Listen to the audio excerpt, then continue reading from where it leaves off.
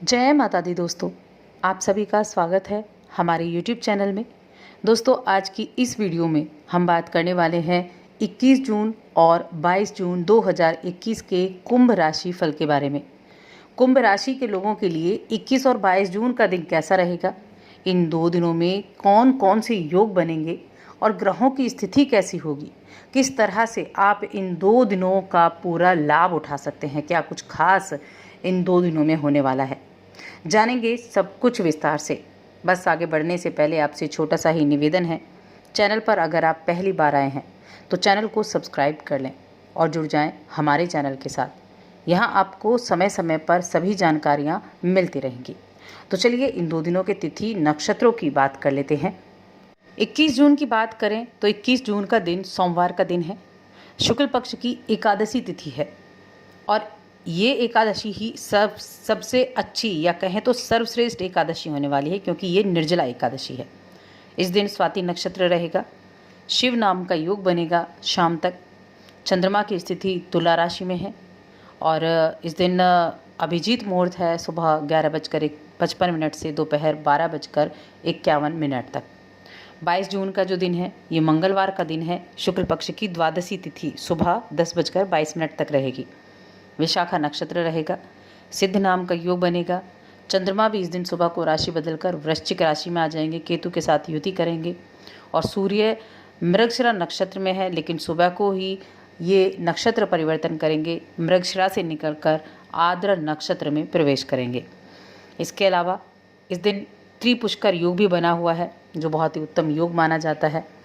और साथ में इस दिन का जो अभिजीत मुहूर्त है वो है सुबह 11:55 से दोपहर 12:51 तक। तो ये थी ग्रह नक्षत्रों की स्थिति। अब इन 2 दिनों में इन 2 दिनों की जो स्थिति है वो अलग तरह की होगी, क्योंकि 21 जून के दिन चंद्रमा आपके भाग्य भाव में है कुंभ राशि के लोगों के लिए, और 22 जून के दिन चंद्रमा आपके 10वें भाव में है, केतु के साथ युति कर रहे हैं आपके कर्म क्षेत्र में। तो पहले 21 जून के बारे में जान लेते हैं। तो सबसे पहले तो देखिए, ये जो दिन है ये एकादशी का दिन है, जिसको निर्जला एकादशी बोला जाता है। और ये एकादशी 24 एकादशी जो वर्ष में होती हैं उनमें सबसे महत्वपूर्ण एकादशी है ये, क्योंकि इस दिन बिना जल ग्रहण किए व्रत किया जाता है, जल भी नहीं ग्रहण किया जाता है, इसीलिए इतनी खास होती है। 24 एकादशियों में से इस एकादशी का व्रत आप कर लें तो आपको सभी एकादशी का फल प्राप्त हो जाता है।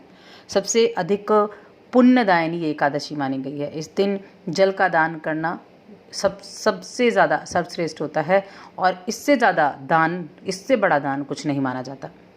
तो ये दिन आपके लिए कैसा रहेगा? चंद्रमा तो भाग्य भाव में बैठे हैं कुंभ राशि के लोगों के लिए, तो ये दिन आपके लिए आपकी जो जी तोड़ मेहनत रही है, आपको जो परिवार का सहयोग प्राप्त हुआ है, वो आपको इच्छित परिणाम देने में कामयाबी हासिल कराएंगे।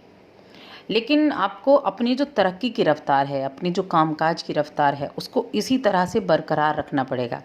ऐसा नहीं कि आपको एक उपलब्धि मिली है तो आप फिर थोड़ा धीमे पड़ जाएं। इसी तरह से अपने जज्बे को बनाकर रखें। इस दौरान किसी अज्ञात स्रोत से पैसा प्राप्त होने का भी योग है। किसी ऐसी जगह से आपको कहीं से कुछ पैसा प्राप्त हो सकता है जिसका आपको पता नहीं था कि वहाँ से आपको पैसा प्राप्त हो सकता है। तो इससे क्या होगा, आपकी जो आर्थिक परेशानियां हैं वो थोड़ी सी दूर होती हुई दिखाई देंगी। आप परिवार में अपनी जो एक पर्सनालिटी होती है उसको डेवलप कर पाएंगे, जो आपका एक व्यक्तित्व होता है उसको उभार पाएंगे।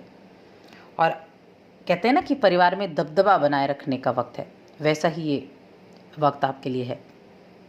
अपनी ज़िंदगी के उतार चढ़ाव में अपने जीवन साथी के साथ कंधे से कंधा मिलाकर साथ दिया है, और अब ये जो समय होगा ये सभी के लिए खुशी का समय होगा।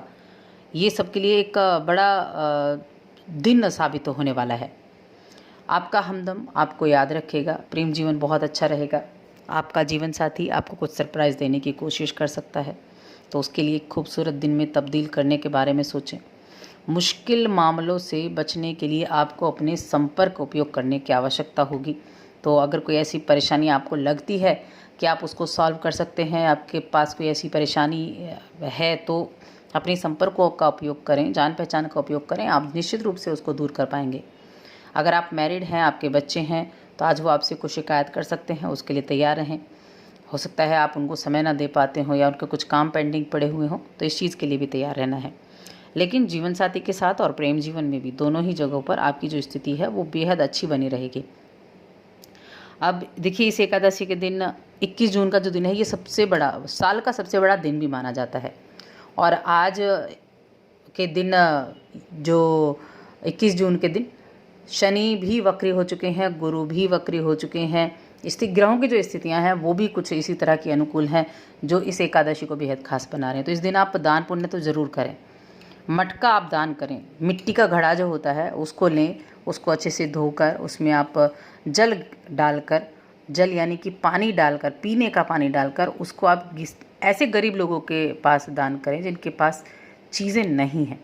ये पानी का दान इस दिन के लिए आपके लिए पानी की महत्वता और पानी का दान सबसे बड़ा दान बन सकता है, जिसका कई गुना लाभ आपको आगे आने वाले दिनों में देखने को मिलेगा।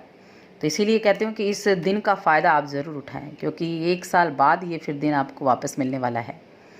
अब 22 जून की बात कर लेते हैं। तो ये एक तो मंगलवार का दिन है। दूसरा, इस दिन योग बड़े अच्छे हैं।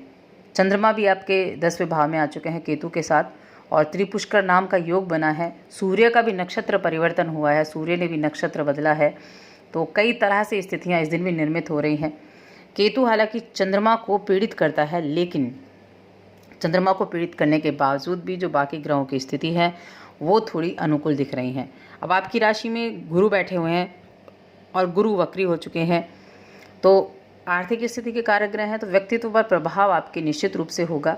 मेहनती ज़्यादा रहेंगे, आप मेहनत करने वाले होंगे। लेकिन गुरु क्या होता है, जब वक्री होता है तो ये गति को थोड़ा धीमा कर देता है। तो आपको मेहनत करते हुए अपने कामकाज पर बड़े अच्छे से ध्यान देना होगा, तभी जाकर आपको अच्छे रिजल्ट्स मिल सकते हैं। बस इस तरफ अगर आप ध्यान दे लेंगे तो स्थितियां आपके फेवर में रहेंगी। अब त्रिपुष्कर योग है, ये आपके काम का 3 गुना लाभ दिला सकता है। तो आप अगर मेहनत करते हैं तो उसका आपको लाभ निश्चित रूप से कई गुना देखने को मिलेगा। कामकाजी जीवन आपका अच्छा रहेगा, अपने काम में आप ध्यान देंगे। बिजनेस करते हैं तो उसमें भी आपको लोगों का सपोर्ट मिलेगा, आपकी जान पहचान के लोगों का उसमें सपोर्ट मिल सकता है। ये दिन जीवन साथी के साथ समय बिताने के लिए भी अच्छा है। बस थोड़ी मानसिक अशांति थोड़ी बहुत हो सकती है, क्योंकि चंद्रमा जो है वो पीड़ित हो सकता है केतु से। लेकिन ओवरऑल देखें तो कर्म क्षेत्र में इन दोनों की स्थिति एक अच्छा योग भी निर्मित कर रही है, जो कामकाज की तरफ आपको प्रेरित कर रही है, मेहनत की तरफ, कि आप मेहनती होंगे। बेशक गुरु गति धीमी कर दें, लेकिन मेहनत आपकी नहीं रोक सकते। तो अपनी मेहनत का आपको पूर्ण फल ज़रूर मिलेगा। अब शनि भी वक्री हैं, गुरु भी वक्री हैं, तो आपको संभल कर ज़रूर चलना होगा। अपनी कामकाज की तरफ पूरी तरीके से ध्यान दें, लापरवाही बिल्कुल ना बरतें। तब ये जो स्थितियां हैं ये आपके लिए एक पॉजिटिव रिजल्ट आपको ज़रूर देकर जाएंगी। तो दोस्तों, और अधिक ऐसी जानकारियों के लिए चैनल को सब्सक्राइब कर लें और हमारी इस वीडियो को ज़्यादा से ज़्यादा लाइक करें, शेयर करें।